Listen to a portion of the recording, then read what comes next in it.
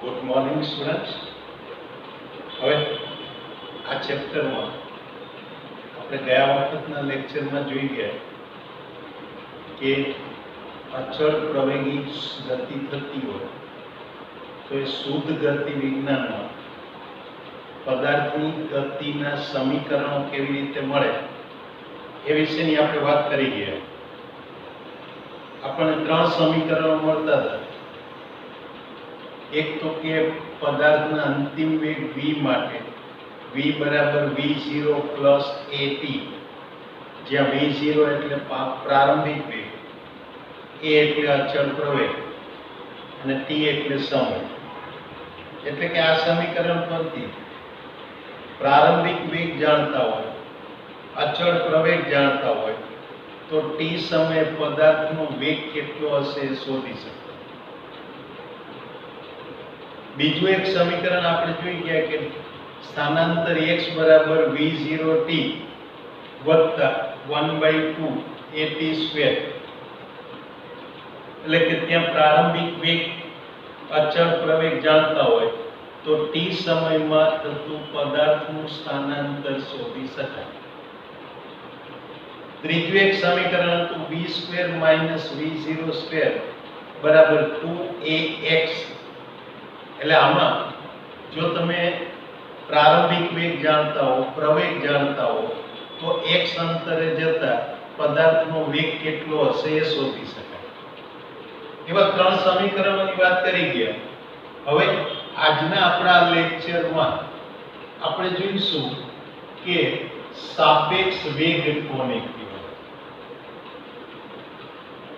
આજે આપણે સાપેક્ષ વેગ વિશેની વાત કરીશું. સાપેક્ષ વેગ સમજવા માટે હું પહેલા એક બિલકુલ સાદી વ્યવહારિક રીત લઉં.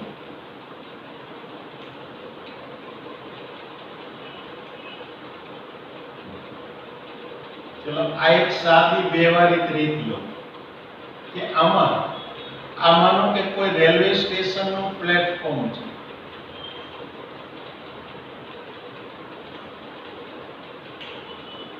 અહીંયા જુદા જુદા ત્રણ રેલવે ટ્રેક છે.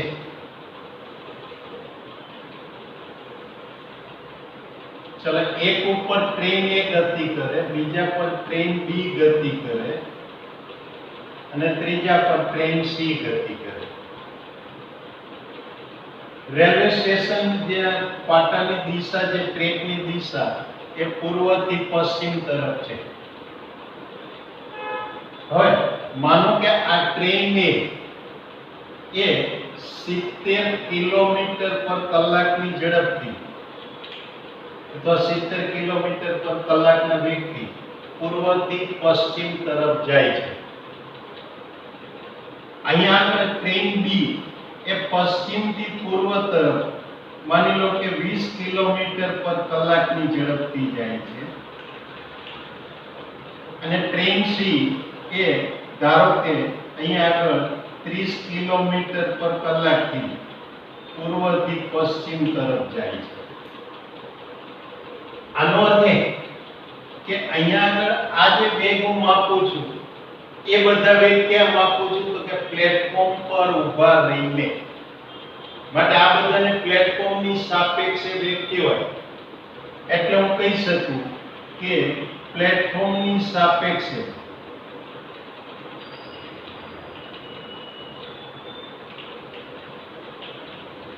એટલે પ્લેટફોર્મની સાપેક્ષમાં ટ્રેન A નો વેગ એ આપણને 70 કિલોમીટર પર કલાક મળે, જે પૂર્વથી પશ્ચિમ તરફ. ટ્રેન B નો વેગ લઈએ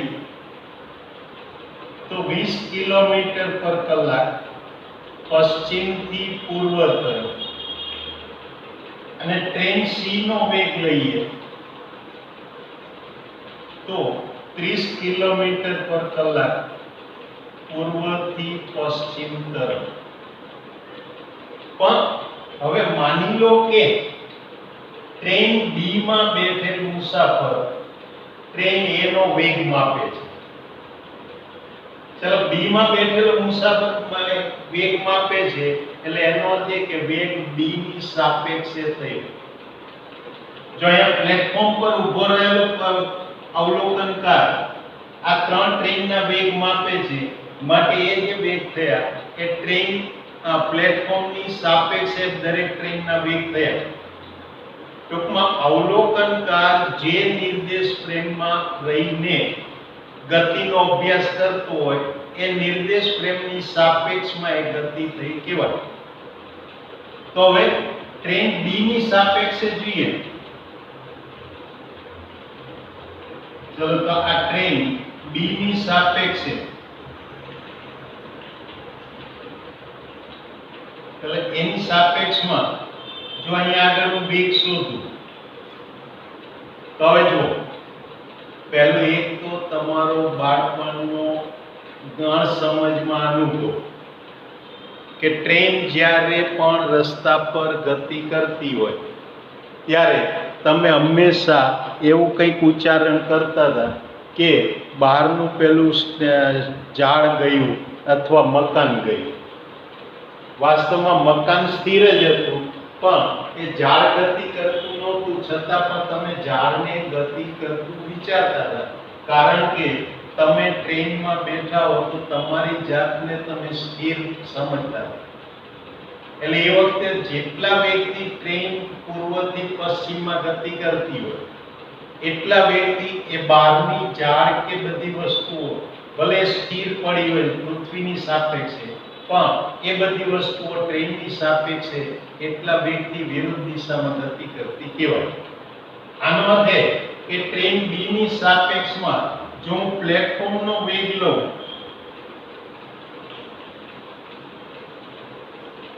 તો એ વેગ એ મને મળશે 20 કિલોમીટર પર કલાક.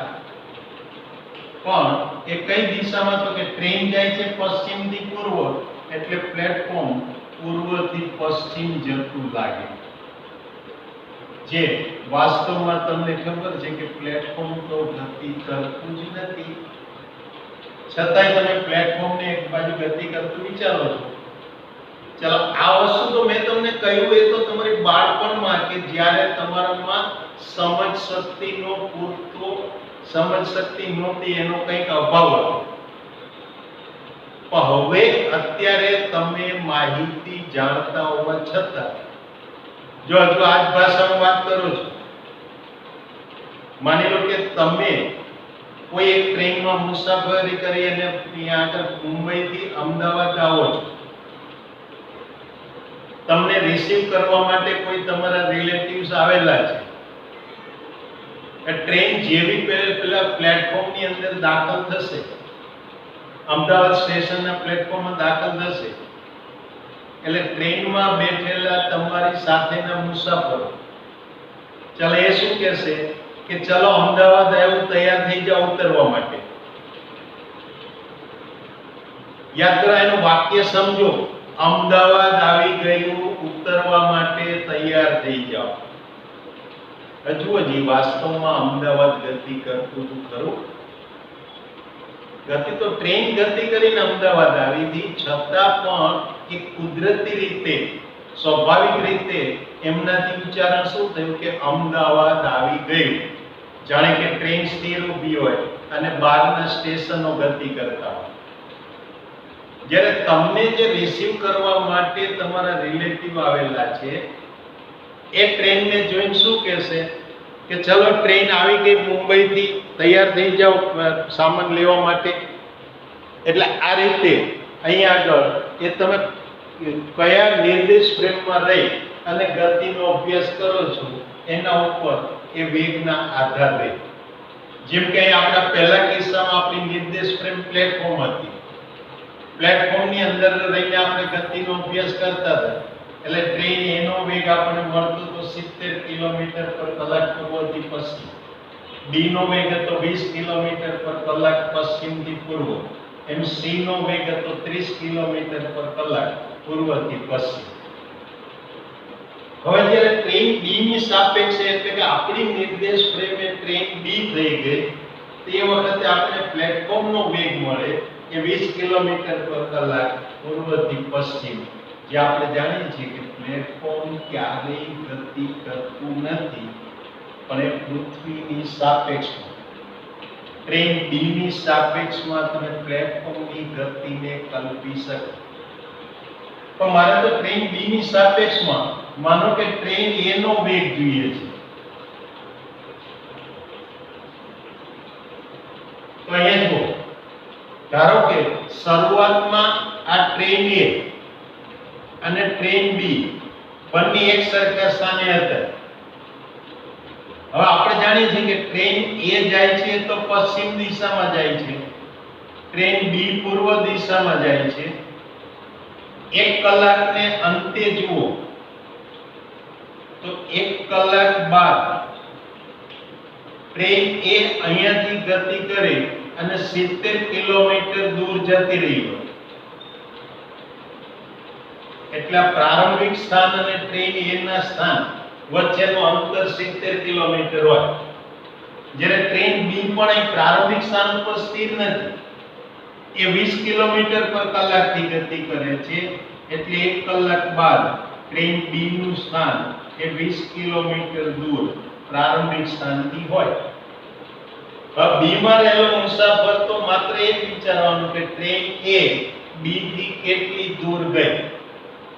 પરિણામ શું આવશે કે એ બી અને એ વચ્ચેનું અંતર કેટલું આવશે? 90 કિલોમીટર. એટલે કે આ જે વેગ છે એ 90 કિલોમીટર પર કલાકનો મળે. અને એ પણ બી ને એમ જ લાગે કે ટ્રેન એ પશ્ચિમમાં જાય છે, એટલે કે પૂર્વથી પશ્ચિમમાં જાય. તો હવે જુઓ, એક દિશાના વેગને હું ધન કહું, બીજી દિશાનો વેગ ઋણ કહું. મારે ટ્રેન એ નો વેગ જોઈએ છે બી ની સાપેક્ષે, એટલે હું એ ના વેગમાંથી બી નો વેગ બાદ કરું. પણ એ નો વેગ એટલે કે અહીંયા આગળ 70 કિલોમીટર પર કલાક ઓછા બી. બી ચલો વિરુદ્ધ દિશામાં ગતિ કરે છે, એટલે એનો વેગ ઋણ કહેવાય. એટલે -20, એટલે આ મને 90 કિલોમીટર પર કલાક મળે. આનો દેવો દેવો કે જો મને બી ની સાપેક્ષમાં એ નો વેગ જોઈતો હોય તો એ ના વેગમાંથી બી ના વેગને બાદ કરવાનો, પણ દિશા સાથે, એટલે નિશાની સાથે. જો અહીંયા પણ આપણે શરૂઆતમાં એ જ કરતા હતા, પ્લેટફોર્મનો વેગ છે એને શૂન્ય લેતા હતા. એટલે મારે ટ્રેન એ નો પ્લેટફોર્મની સાપેક્ષે વેગ જોતો હોય તો પ્લેટફોર્મના વેગમાંથી એ ના વેગમાંથી પ્લેટફોર્મનો વેગ બાદ કરતા. એટલે જેનો વેગ શોધવાનો હોય એ વેગમાંથી જેની સાપેક્ષમાં વેગ શોધવાનો હોય એ વેગ બાદ કરવાનો. ચલો એ રીતે ટ્રેન બી ની સાપેક્ષે મારે ટ્રેન સી નો વેગ જોઈતો હોય.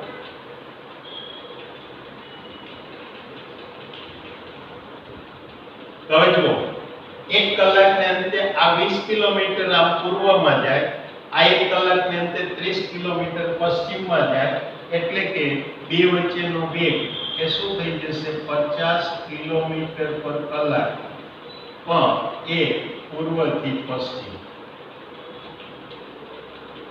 આના બદલે ધારો કે હું ટ્રેન સી ની સાપેક્ષે વેગ શોધું. ચાલો,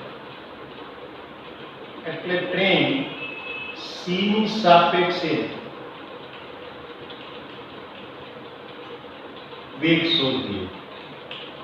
હું પ્લેટફોર્મ માટે બહુ વધારે વાત નહીં કરું, હું ટ્રેન એ અને ટ્રેન બી ના વેગની જ વાત કરીશ. ચલો, ટ્રેન સી ની સાપેક્ષે ટ્રેન એ નો વેગ, એટલે એનો અર્થ એ કે ટ્રેન એ ના વેગ એટલે va, એમાંથી મારે બાદ કરવાના બી નો વેગ vb. ચલો, એનો વેગ કેટલો છે? 70 કિલો. અહીંયા આગળ માફ કરજો, એક આપણી ભૂલ થઈ ગઈ છે કે આ ટ્રેન બી નો વેગ નહીં, પણ મારે અહીંયા ટ્રેન સી નો વેગ બાદ કરવાનો. કારણ કે મારે સી ની સાપેક્ષે વેગ જોઈએ છે, એટલે એ ના વેગમાંથી સી નો વેગ બાદ કરવાનો. ચલો a નો વેગ એટલે 70 માઈનસ c નો વેગ 30. હવે જુઓ a અને c બંને એક જ દિશામાં ગતિ કરે છે એટલે બંનેના વેગ ધન કહેવાય. આનો અર્થ એ કે ભલે પ્રારંભિક સ્થાને a અને c બંને એક જ સ્થાન ઉપર હતા, પણ 1 કલાકને અંતે ટ્રેન a પ્રારંભિક સ્થાનથી 70 કિલોમીટર દૂર ગઈ હોય તો ટ્રેન c 1 કલાકને અંતે 30 કિલોમીટર પ્રારંભિકથી દૂર ગઈ હોય. પરિણામે a અને c વચ્ચેનું અંતર એ 70 ઓછા 30 એટલે કે 40 કિલોમીટર થયું. માટે ટ્રેન c નો મુસાફર એવું વિચારે કે ટ્રેન એ 1 કલાકમાં 40 કિલોમીટર દૂર ગઈ એટલે આ c ની સાપેક્ષે a નો વેગ મને 40 કિલોમીટર પર કલાક મળે. પણ ટ્રેન c ની સાપેક્ષે b નો વેગ લો.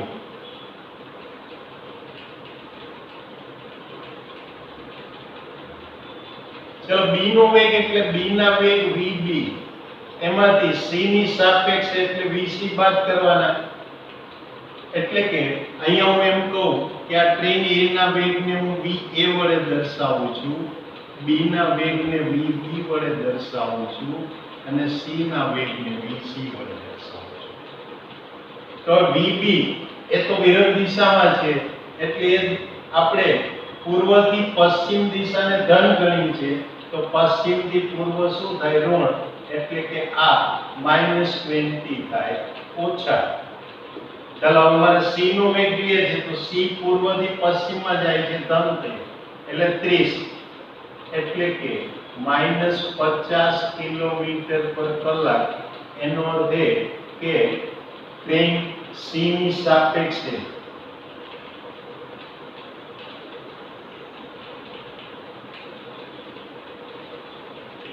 ટ્રેન b નો વેગ એ આપણને 50 કિલોમીટર પર કલાક પર ઋણ એટલે કે પશ્ચિમથી પૂર્વ તરફનો મળે. આ રીતે મળી શકે. બરાબર? એટલે કારણ કે ટ્રેન c માં બેઠેલ વ્યક્તિ એ શરૂઆતમાં બંને એક સ્થાને હતા. હવે 1 કલાકના અંતે ટ્રેન b તો પૂર્વ દિશામાં 20 કિલોમીટર ગઈ. ટ્રેન c 1 કલાકમાં 30 કિલોમીટર પશ્ચિમમાં ગઈ. પરિણામે આ c માં બેઠેલ મુસાફરને ટ્રેન b એ 50 કિલોમીટર દૂર પૂર્વમાં ગયેલી લાગે એટલે એ વેગ આ રીતે મળે. ટૂંકમાં કહીએ તો જેનો વેગ શોધવાનો હોય એના વેગમાંથી જેની સાપેક્ષમાં વેગ શોધવાનો હોય એનો વેગ બાદ કરવાનો એટલે આપણને એક સાપેક્ષ વેગ મળે. હવે આ જ વસ્તુ ટેક્સ્ટબુકની રીતે સમજો.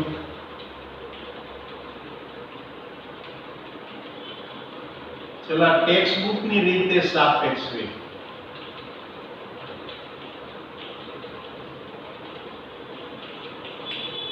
હવે જુઓ આપણી યામ પદ્ધતિ આ x અક્ષ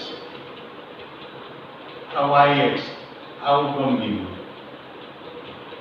સુરેખ માર્ગે ગતિ થાય છે એટલે x અક્ષ ઉપર જ ગતિ થવાની. ચલો પ્રારંભિક સમયે માની લો કે આ t બરાબર 0 સમયે પદાર્થ a આ સંદર્ભ બિંદુથી x એ જેટલા અંતરે છે. આનો અર્થ એવો થાય કે O ની સાપેક્ષમાં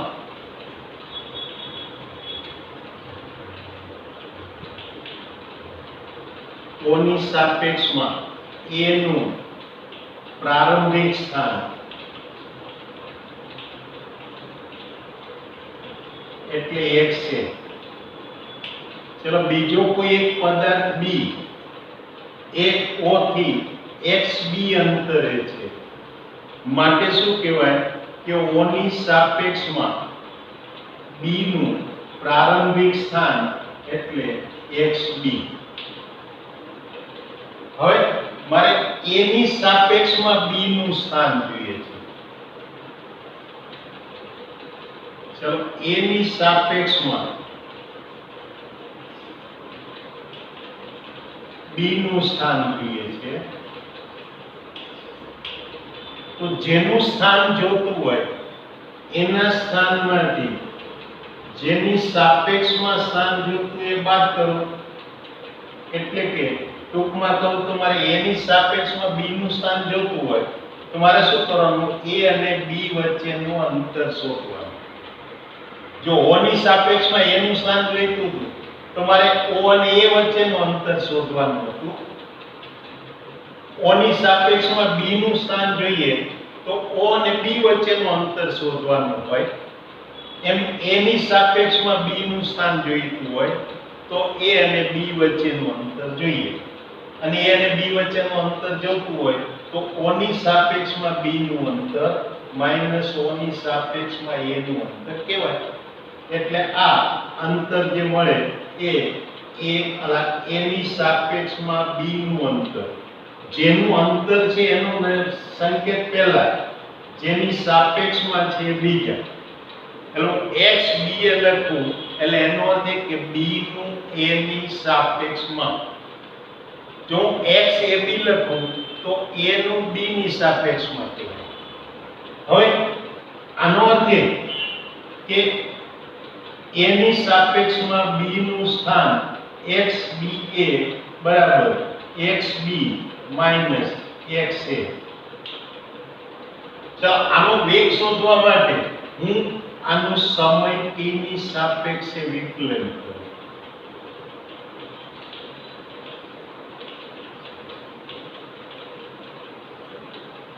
ચલો એ વિકલન કરીએ તો આપણે કહી શકીએ કે d by dt of xba is equal to d by dt of xb minus d by dt of xa. પણ સ્થાનનું સમયની સાપેક્ષે વિકલન એ તો આપણને પદાર્થનો વેગ આપે. એટલે એનો અર્થ એ કે આ મને b નો a ની સાપેક્ષે વેગ એટલે આ vba કહેવાય. તો અહીંયા આગળ xb નું t ની સાપેક્ષે વિકલન એટલે કે b નો o ની સાપેક્ષે વેગ થયો માઈનસ આ x a નું વિકલન છે એટલે a નો o ની સાપેક્ષે વેગ થયો.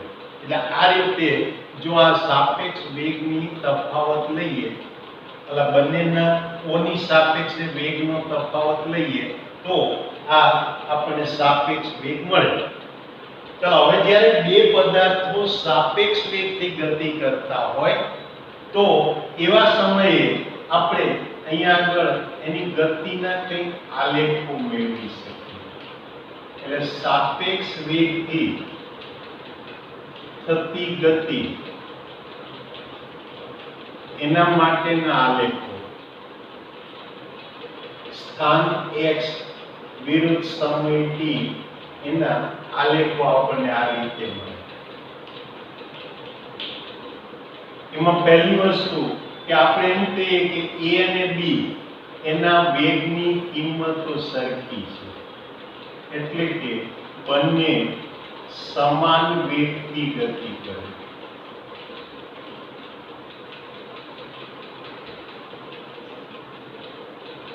પણ એ ગતિ એના પ્રારંભિક સ્થાન જુદા હોય તો હવે શું થાય જુઓ કે આ આપણી પાસે x એટલે સ્થાન x, આ સમય t. મેં માનો કે પ્રારંભિક સ્થાન લઈએ તો b અહીંયા છે, a અહીંયા છે.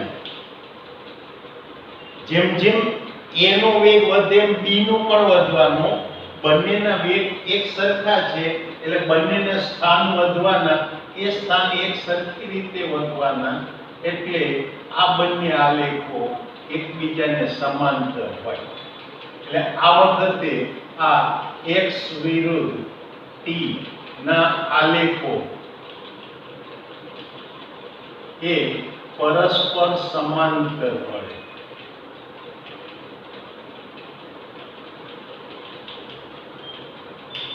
એટલે અહીંયા આગળ જ્યારે બંને સમાન વેગથી ગતિ કરતા હોય તો x વિરુદ્ધ t ના આલેખો પરસ્પર સમાંતર મળે. એનો અર્થ એ કે બંને પદાર્થો ક્યારેય પણ એકબીજાને મળતા નથી.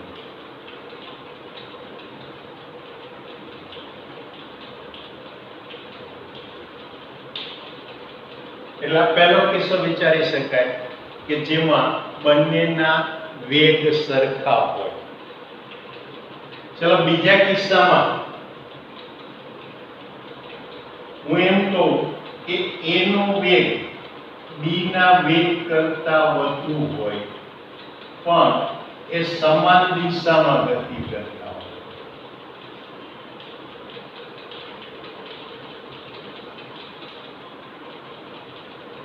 બંને ગતિ એક જ દિશામાં કરતા હોય તો b નો વેગ જે છે એના વેગ કરતા ઓછો. હવે આવા સમયે માનો કે b ભલે સંદર્ભ બિંદુથી થોડો દૂર હોય શરૂઆતમાં, એ સંદર્ભ બિંદુની નજીક હોય, એટલે કે a b ની ભલે પાછળ હોય છતાં પણ શું થાય કે b નો વેગ ઓછો છે એટલે એનો આલેખ કંઈક આ રીતે મળે.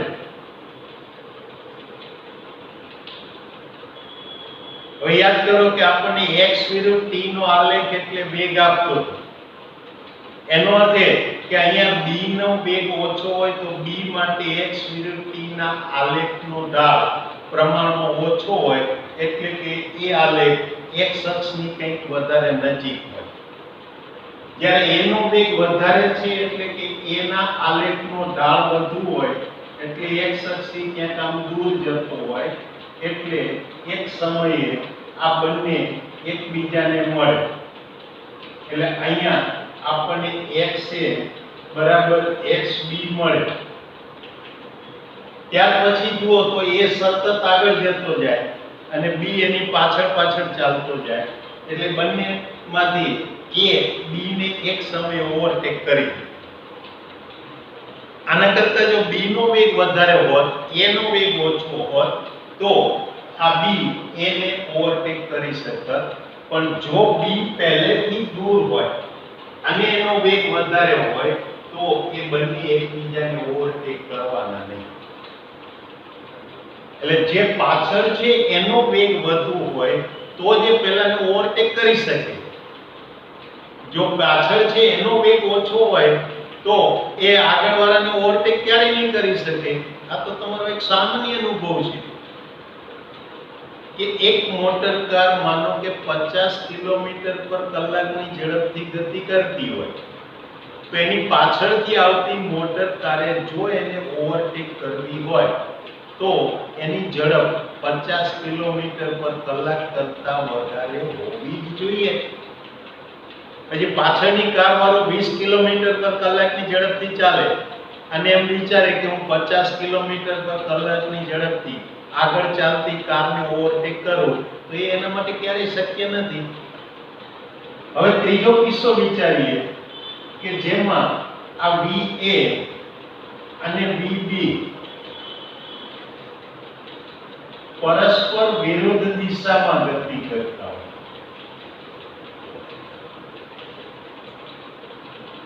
ચલે વિરુદ્ધ દિશામાં ગતિ કરતા હોય.